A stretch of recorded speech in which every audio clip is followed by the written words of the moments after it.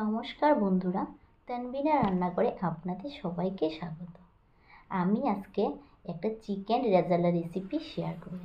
একদম হোটেল বা রেস্টুরেন্ট স্টাইলে বাড়িতে বানানো কিন্তু খুবই সহজ। তাহলে চলুন দেখে নেওয়া যাক।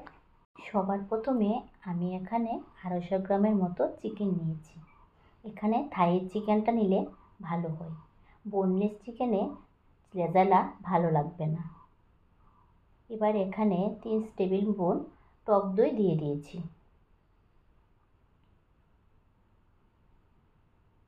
দিয়ে এর মধ্যে 1 চামচ গোলমরিচ গুঁড়া দিয়ে দেব, আর দিয়ে দেব 1 চামচ আদা বাটা, 1 চামচ রসুন বাটা, দিয়ে এখানে 2 চামচ সাদা তেল দিয়ে দেব। আপনারা চাইলে এখানে ঘিও ব্যবহার করতে পারবেন।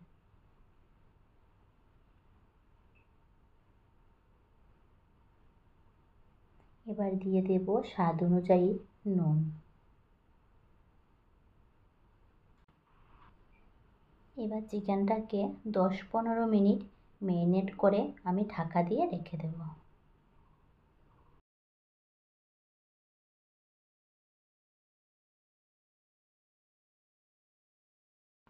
গ্যাসটা অন করে এবার আমি একটা কড়াই বসিয়ে দিয়েছি।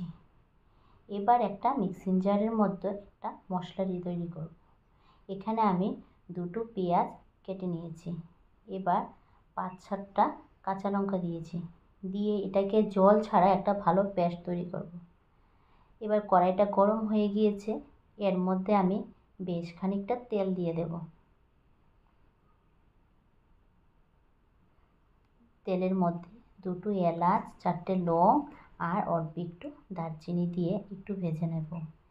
গ্যাসের ফ্লেমটাকে মিডিয়ামে রাখতে হবে, না হলে এগুলি পুড়ে যাওয়ার সম্ভাবনা থাকে।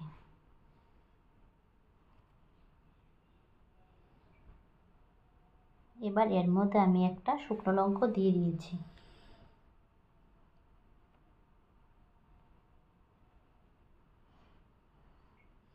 এবার মশলা করা পেস্টটা এর মধ্যে দিয়ে দেব।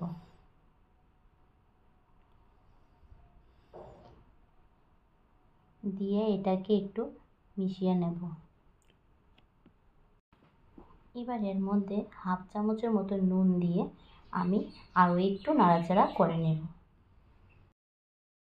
আমি এর মধ্যে অল্প একটু হলুদের গুঁড়ো দিয়ে দিয়েছি। আপনারা চাইলে এখানে কেশর বা ফুড কালারও ব্যবহার করতে পারবেন।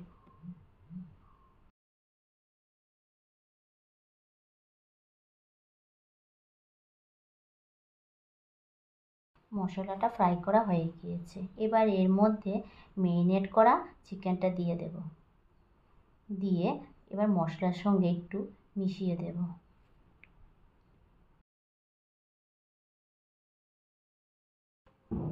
এবার গ্যাসের ফ্লেমটাকে মিডিয়ামে রেখে ঢাকা দিয়ে রেখে দেব। এবার একটা পেস্ট বানিয়ে নেব। আমি এখানে 5-6টা কাজু বাদাম নিয়েছি, আর দিয়ে দেব 1 চামচ পোস্ত, দিয়ে এটাকে 10 মিনিট ভিজিয়ে রাখবো।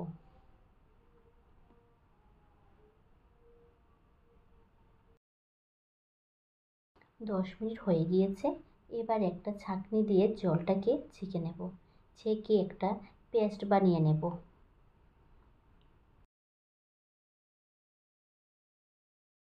এবার এখানে একটা ফ্রাই প্যান বসিয়ে দিয়েছি। ফ্রাই প্যানটা গরম হয়ে গিয়েছে। এবার এখানে দিয়ে দেব 1 চামচ মৌরি, 1 চামচ ধনে, 1 চামচ জিরে, আর দিয়ে দেব একটা জয়িত্রীকে এভাবে ভেঙে একটু রোস্ট করে নিতে হবে।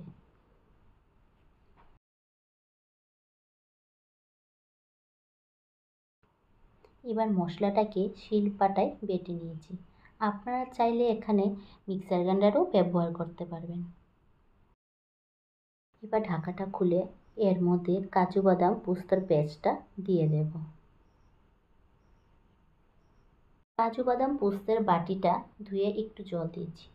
আমরা কিন্তু আর এখানে কোনো এক্সট্রা জল ব্যবহার করব না। চিকেনটা ঢাকা দেওয়ার সময় যে জলটা বেরিয়েছে ওই জলটা দিয়ে হয়ে যাবে। এবার চিকেনটাকে 10 মিনিট আবার ঢাকা দিয়ে রাখতে হবে। এই রান্নাটা সম্পূর্ণ ঢাকা চাপা দিয়েই করতে হয়। 10 মিনিট হয়ে গিয়েছে।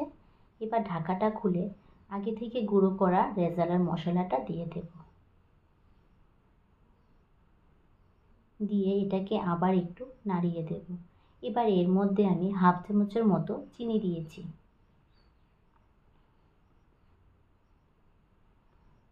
আমি এর মধ্যে 1 চামচ ঘি দিয়ে দেব। আপনারা চাইলে এই রান্নাটা সম্পূর্ণ ঘিয়ে করতে পারবেন।